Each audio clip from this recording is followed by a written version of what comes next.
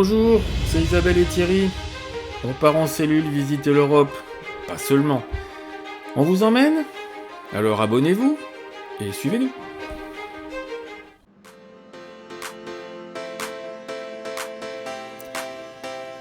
Et bien après avoir passé quelques jours en Slovaquie et donc traversé très rapidement le nord de la Hongrie, nous voici arrivés à la frontière la plus au nord de la Roumanie pour y passer là une semaine. On n'était pas tout seul, comme on peut le voir, nous sommes à Dorolt et finalement il y avait quand même pas mal de monde. Il faut savoir aussi qu'à cet endroit-là, nous ne sommes plus, nous quittons la zone Schengen et donc il y a vraiment un passage de frontière physique. On y a passé quand même pas loin d'une heure. Bon, on n'était pas tout seul, il y avait un peu de monde. On a croisé quelques voyageurs, quelques 4x4 et autres cellules qui étaient là. Et après, on a passé et là, on a remarqué la nombreuse file de camions. Et on a effectivement aussi pu se confronter directement à la conduite, comment dirais-je, quelque peu particulière, on va dire, des locaux. Membre de l'Union Européenne depuis 2007, la Roumanie en est au 6e rang en termes de population. Le pays est structuré par les Carpates, le Danube et le littoral de la mer Noire. La monnaie locale, c'est le lei, il faut compter divise par 5 pour que ça soit bon, et il faut bien sûr prendre une vignette pour toutes les routes. Alors, la vignette est très peu chère, c'est quelques euros, et ça s'achète dans toutes les stations-service.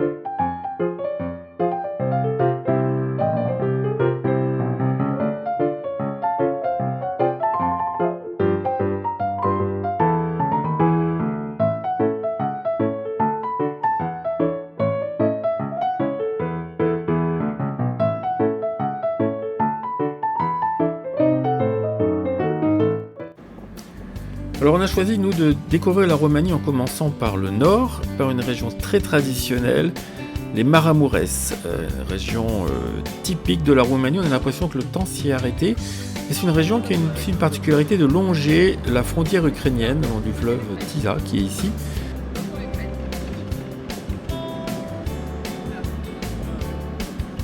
Alors, la meilleure façon de découvrir les Maramureș, c'est de prendre des petites routes, de se perdre un petit peu dans les villages. C'est ce qu'on a fait, mais tout d'abord on a commencé par les hauts lieux, un des hauts lieux du tourisme Roumanie, la ville de Sapanta, le village exactement de Sapanta, qui outre le fait d'avoir beaucoup de nids de cigognes le long des routes, a aussi la particularité mondialement connue, et je crois que c'est le seul endroit où il y a ça, d'avoir son fameux cimetière joyeux.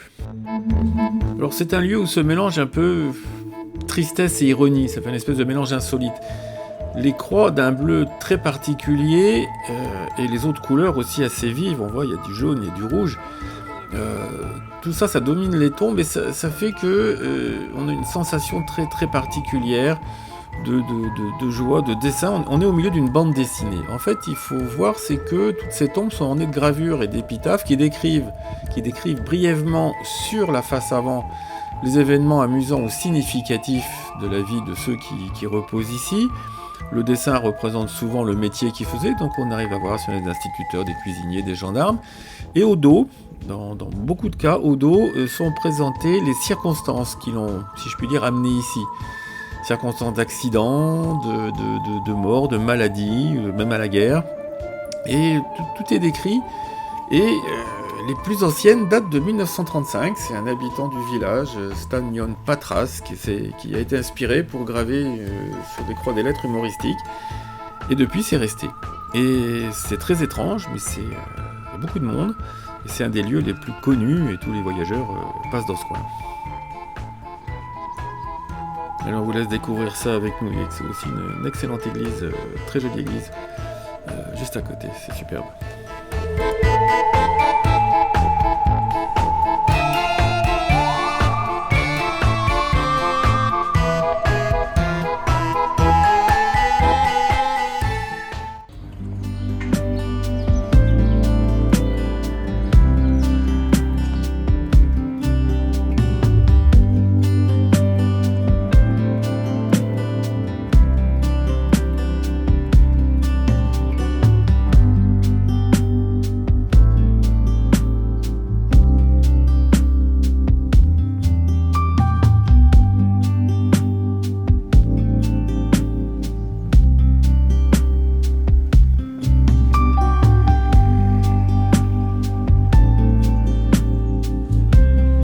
Donc après la visite de cimetière, on a repris la route pour aller voir à la sortie de Sapanta un monastère. Alors pas un monastère ancien, c'est quelque chose de très récent.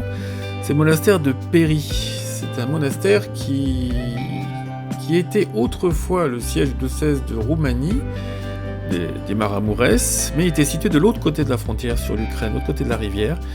Et il a été reconstruit en 2003 parce que l'ancien avait été détruit en 1700 AD. Et ce monastère a été complètement reconstruit tout en bois avec des méthodes traditionnelles. Et il a la particularité d'avoir aujourd'hui, avec sa tour de 78 mètres, c'est le clocher le plus haut d'église en bois au monde.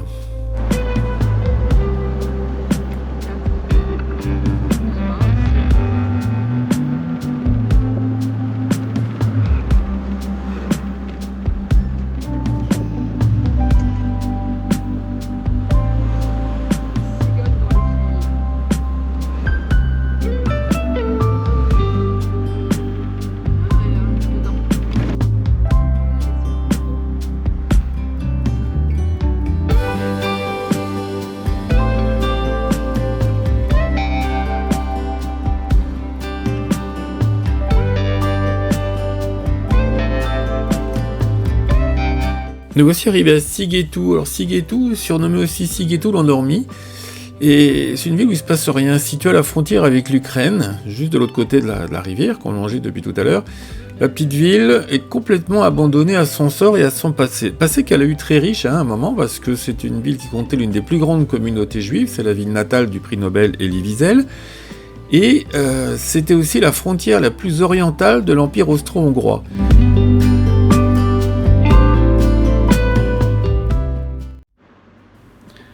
Donc comme je disais précédemment, la meilleure façon de visiter les Maramourès, c'est de quitter les grandes routes et de s'enfoncer dans les petites routes découvertes des tout petits villages. Et chaque village a son charme, son petit musée, et ils ont tous une architecture bien spécifique.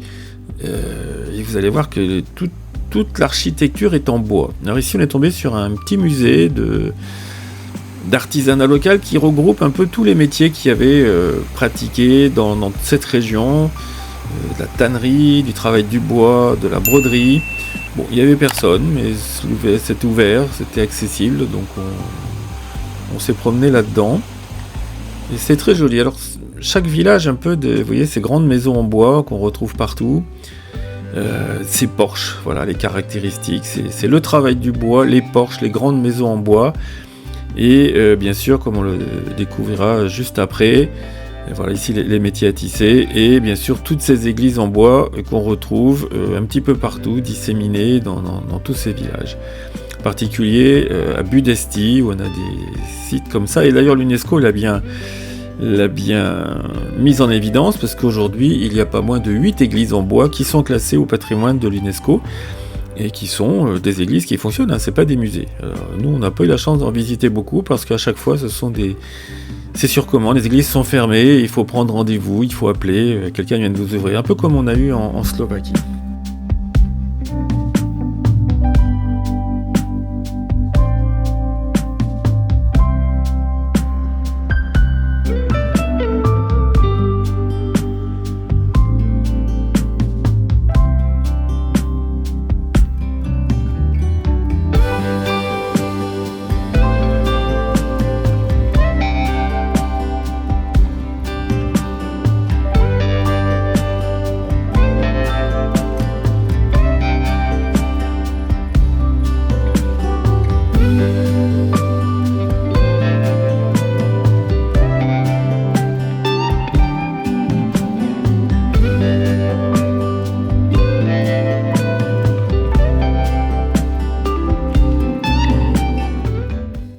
Et puis nous sommes arrivés dans un petit village niché au pied des collines, sous la pique de la crête de Coq qu'on aperçoit là-bas au fond.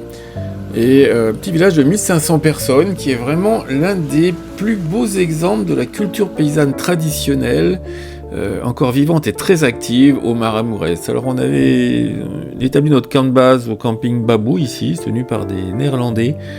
Depuis plus d'une dizaine d'années, c'est vraiment le coin connu, sur Overlander, sur un peu partout on trouve ce spot. On devait y passer une nuit, finalement on y est resté 2. Et on s'est baladé dans le village. Alors c'est vraiment un coin très sympa, tout le monde se promène en liberté. Les routes d'ailleurs, toutes les poules, les animaux se promènent en liberté dans ce coin-là. Et comme on verra, vous voyez ce camping, il n'y avait pas grand monde, on s'est super bien installé. Tranquille. Il a un peu plu le soir, mais c'est pas grave. Et quand on se promène dans les rues du village, où ici il y a un petit chemin qui permet d'y aller, on découvre tous ces animaux qui passent, toutes ces petites choses. Et on rencontre les habitants qui vous saluent, qui vous disent bonjour. Et cette tradition des meules de foin, toujours ces portails, le foin est encore ramassé localement à la main, bien que maintenant on commence à voir de plus en plus de tracteurs, mais on a encore vu 2-3 personnes qui fauchaient comme ça. Et les rues du village ne sont pas goudronnées, à part les rues, la route principale en bas, mais on se promène dans le village à travers des routes non goudronnées, sur de la piste. Et puis toutes ces maisons sont en bois, certaines sont retapées, en particulier par le prince Charles, qui, avant d'être roi, avait une fondation, et il y avait cet esprit de passion pour cette région, et ce village en particulier a fait retaper beaucoup de régions, et on est vraiment sur des métiers traditionnels. Alors nous, on n'a pas eu l'occasion, quand on y était, de rencontrer des sculpteurs sur bois, mais il y en a, mais on a vu comment on taille des troncs et des planches, comment faire des planches et des tasseaux.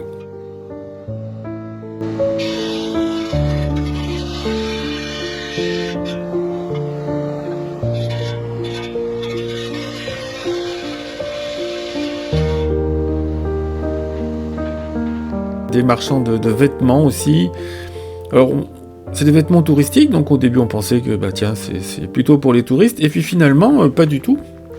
Ce qu'on remarque, c'est que ce sont des locaux qui viennent acheter tous ces vêtements et qui sont dans la boutique, si on peut appeler ça une boutique. Vous voyez, on rentre dans une maison. Il y a les habits qui sont dehors, on rentre dans une maison et puis là, on découvre les étalages. C'est plus ou moins fini, toujours un peu en travaux. Et tout est posé là, comme ça, au milieu des parpaings. Et on fait son petit marché là-dedans. C'est vraiment une très belle découverte et on verra tout à l'heure les porches en bois sculptés sont vraiment magnifiques. Allez, on vous laisse découvrir ça tranquillement avec nous.